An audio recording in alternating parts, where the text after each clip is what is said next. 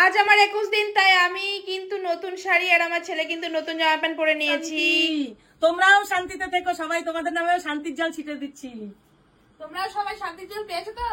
আমার আজকে 21 দিন, তাই লাস্ট নখ ছোঁয়ানো হয়ে গেল আর নুরনের তেল দিয়ে মাথায় আমাদের বেবিদের দেওয়া হয়ে গেল। আর বাড়িতে আছে ষষ্ঠী পুজো, কারণ দিদির 15 দিনেই ষষ্ঠী পুজো হয় আর আমার হচ্ছে 1 মাসে হবে। তো দুজনের, ওর 15 দিনে আর আমার 21 দিনে, দুজনেই কিন্তু হচ্ছে আজকে স্নান টান করে আতুরের থেকে উঠে যাব, কারণ আমাদের বাড়িতে তো আতুর ছিল।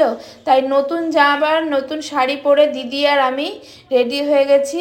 আর একজন একজন করে বাইরে এসে পূব, পশ্চিম, দক্ষিণ, উত্তর, দক্ষিণ সব দিকে নমস্কার করে, তুলসী মন্দির নমস্কার করে, নিয়ম পালন করে তারপরে কিন্তু ঘরে ঢুকে যায়। আমাদের মতন কার কার নিয়ম আছে অবশ্যই কমেন্ট করে বলবা।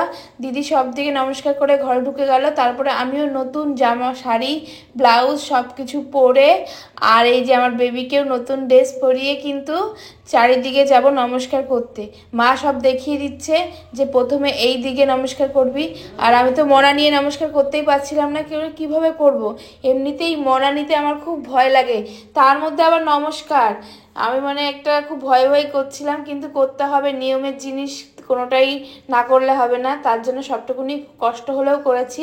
মনাকে আমি এইভাবে নিয়ে নমস্কার করেছি। তো তারপরে মনাকে আদর করতে করতে ঘরে চলে যাব। আর আছে পুজো, যেই পুজোটা দিদির নামে হবে।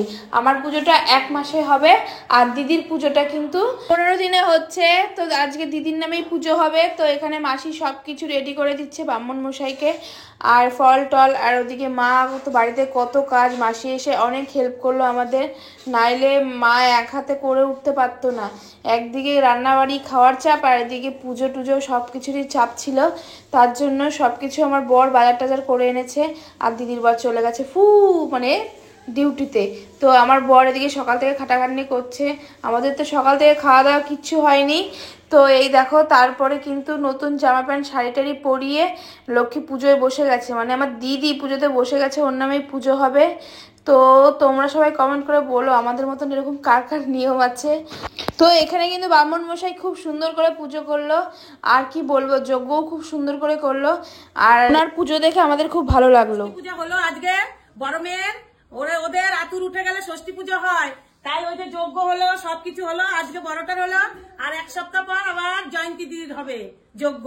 তাহলে সব শুদ্ধ। আর এই যে শান্তির জল নিয়ে আমি সারা ঘরে ছিটিয়ে দিচ্ছি। সব শান্তি শান্তি শান্তি, সব শান্তি। তোমরাও শান্তিতে থেকো, সবাই তোমাদের নামেও শান্তির জল ছিটিয়ে দিচ্ছি। তোমরাও সবাই শান্তির জল পেয়েছো তো? সবাইকে কিন্তু মা শান্তির জল ছিটিয়ে দিচ্ছে। হ্যাঁ, সবার মনের আশা পূর্ণ হোক, সবার মনের কামনা পূর্ণ হোক।